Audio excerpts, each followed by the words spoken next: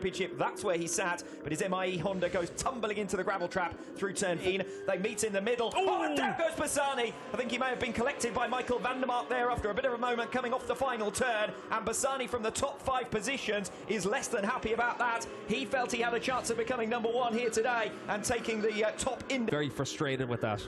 Well, Garrett Gerloff stranded down in 9th position. Bassani was looking good. He gets moved out of the way by Razgat Lioglu, and here's going to be the moment for him coming off the final turn.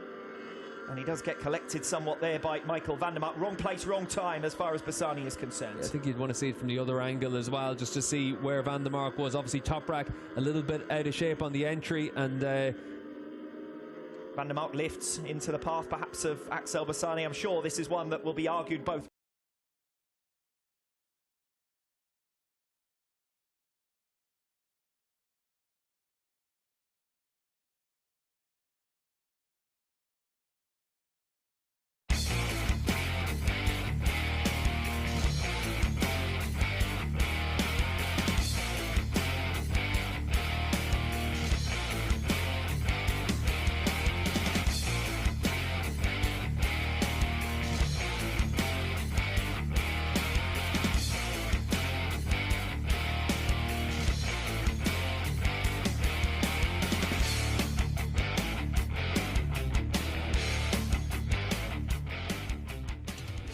Asking him as a rider, because obviously Leon Camier, one of the most experienced riders we ever had in World SBK, it's asking him as a rider, how is that to make that change? How is it to make that transition? And Camier said, a bike's a bike and you've got to be able to figure out how to get the most from it.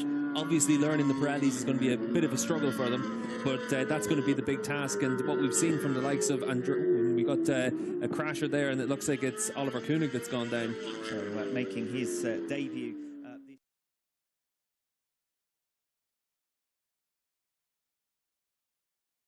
this weekend in World SBK. Koenig